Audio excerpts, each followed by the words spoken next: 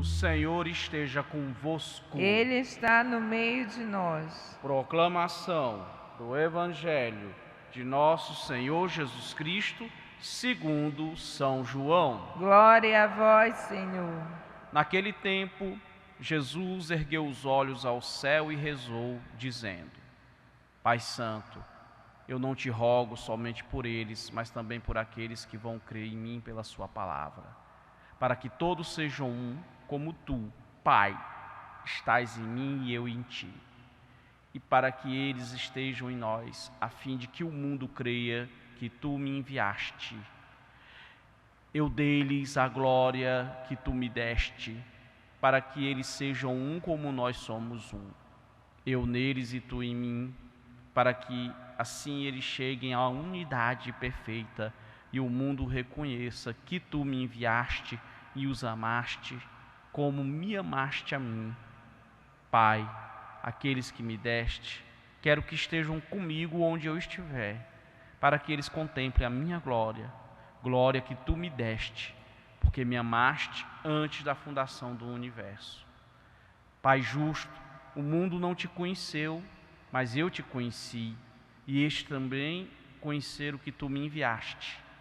Eu lhes fiz conhecer o teu nome, e o tornarei conhecido ainda mais, para que o amor com que me amaste esteja neles, e eu mesmo esteja neles. Palavra da salvação. Glória a vós, Senhor. Caríssimos irmãos, caríssimas irmãs, nós estamos acompanhando desde segunda-feira, segunda, terça, quarta e hoje quinta, o capítulo 17 do Evangelho de São João.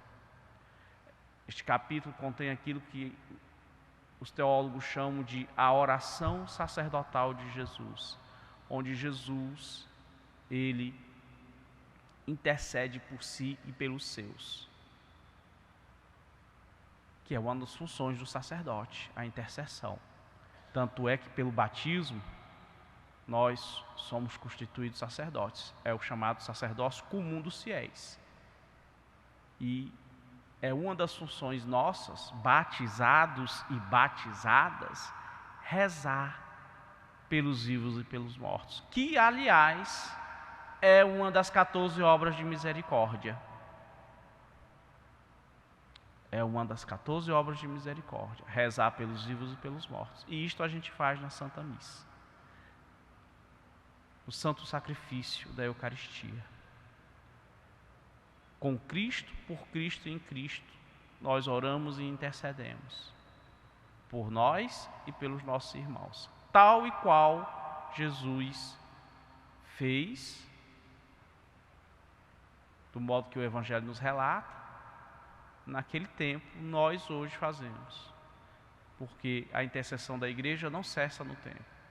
Lá do céu, a igreja gloriosa reza pela igreja militante e pela igreja pela igreja padecente, ou seja, pelos irmãos que estão no purgatório, se purificando para poder entrar no céu. E nós que estamos aqui na terra, na militância, na luta, também oramos por aqueles que padecem. E aqueles que padecem no purgatório oram por nós, para que nós nos empenhemos na luta, na evangelização, na militância. Então, se nós dividirmos, ou melhor, o capítulo 17, ele contém 5 petições que Jesus faz. Então, a primeira, que vai do versículo 1 ao 5, Jesus pede pela sua glorificação. A segunda, que vai do versículo 6 ao 10, ou seja, do 6 ao 10, Jesus pede pelos seus discípulos. A terceira, que vai do 11 ao 19, Jesus pede pela preservação e a santificação dos seus que estão no mundo. A quarta, que vai do versículo 20 ao 23, Jesus pede pela unidade entre os seus discípulos. E a quinta, que vai do versículo 24 ao 26, Jesus pede pela unidade dos discípulos com Ele. Então é preciso que nós estejamos unidos entre nós e unidos com Jesus. Assim, nós conseguiremos dar testemunho do amor de Deus no mundo, que o mundo, ele vive em contínua discórdia e divisão. Então a igreja tem como missão dar testemunho da unidade no amor a Jesus Cristo. Então nós, amando Jesus, seguimos os seus mandamentos. E quando nós não amamos Jesus, nós não seguimos os seus mandamentos. E se Jesus nos pede para sermos unidos, então Jesus está nos dando um mandamento, não é? Se nós não seguimos esse mandamento de Jesus, este ensinamento de Jesus, nós não estamos unidos a Ele. Então, meus irmãos e minhas irmãs, é preciso que nós busquemos sempre a união. A união. Porque o mundo, ele está pronto sempre para atacar a igreja. Então nós não precisamos armar o inimigo com discórdias e divisões entre nós. Ele já tem armas contra nós. Porque o mundo, o que significa o mundo? Essa palavra é interessante. Mundus, em latim, significa o universo organizado. É o equivalente ao cosmos, em grego cosmos, ou cosmos, como prefere pronunciar outros, não é? Então o cosmos, o mundus, é o universo organizado, ordenado, limpo. Tanto é que a gente utiliza a palavra, o adjetivo em português, imundo. O que quer dizer imundo? Quer dizer coisa suja, desorganizada. Embora, geralmente, quase não se usa em português a palavra mundo no sentido de limpeza, de organização. Mas utilizamos muito o imundo. Então, Deus criou o mundo, ou seja, o mundo enquanto é sistema organizado. Porém, o mundo se voltou contra o seu Criador. E aqui está o sentido que a Sagrada Escritura usa, especialmente no Novo Testamento, a palavra mundo. O que significa a palavra mundo na teologia cristã? A criação em rebelião contra o seu Criador. A criação em rebelião contra o seu Criador. É isto que é o mundo. Por isso que Jesus disse: eu vim não para condenar o mundo, mas para salvá-lo. Ou seja, Jesus vem colocar ordem no mundo. Vem fazer com que o mundo deixe de ser imundo. Porque o mundo em rebelião contra Deus se torna o contrário do cosmos. Cosmos, mundos, universo organizado. E o que é o contrário da organização? A desordem. E os gregos têm uma palavra para a desordem, que nós ainda hoje utilizamos em português. Caos. Caos é a desordem, a desorganização, a sujeira, a imundície. Então nós estamos no mundo para resgatá-lo, porque Jesus veio para salvar o mundo e nos associou a nós, seus discípulos, para limpar o mundo. Então nós temos para salvar o mundo, para ordenar o mundo. Interessante que lá no Gênesis, quando se fala da criação, se diz que Deus plantou o jardim do Éden. O jardim, o que é o jardim? É um local cultivado, não é? Onde você tem o canteiro das flores, onde você tem o pomar, onde você tem uma fonte ou fontes com água. Você faz canais, esses canais levam a água até as plantas. Então Deus não fez a selva intrincada, emaranhada. Ele fez um jardim onde Ele colocou o homem para tomar conta deste jardim. Mas o homem, se rebelando contra Deus, faz com que o jardim se torne uma selva. Uma selva. Sujo, desorganizado, emaranhado, cheio de bichos e ervas daninhas. Então, a rebelião do homem colocou o mundo em desordem. E nós vemos que isso acontece. Isso está a olhos vistos. Não precisa muita coisa para a gente ver que o mundo está um caos. Mas está um caos por quê? Porque o homem se rebelou contra Deus. E Jesus vem resgatar esse homem rebelado. Esse homem rebelado que não quer aceitar a vontade de Deus, não quer fazer a vontade de Deus. E Paulo nos advertia ontem que dentro da igreja surgem pessoas que querem promover a desordem, espalhar a cisânia, a intriga, a desobediência entre o rebanho. São os criadores de seitas. Eles fazem isso. Eles provocam a divisão. Inclusive a palavra seita vem do latim secta, que significa justamente corte. Corte, divisão, separação. Mas nós, Jesus pede ao Pai que nós mantenhamos a unidade entre nós e com Ele.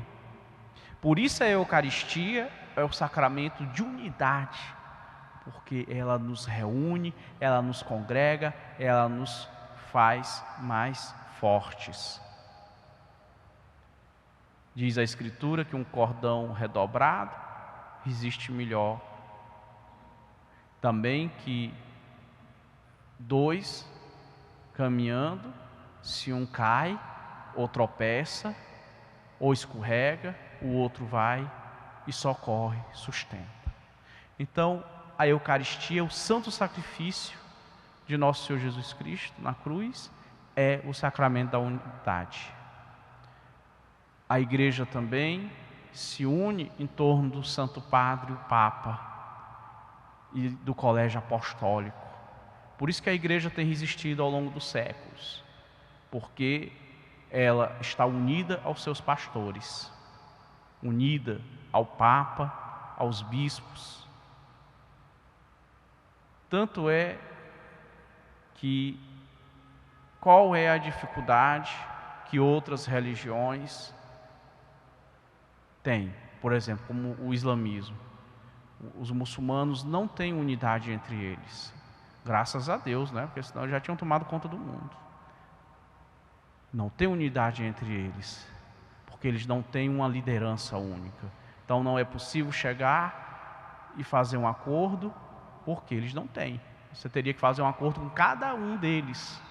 Quer dizer, uma coisa impossível, não é? Enquanto que o cristianismo tem o Papa.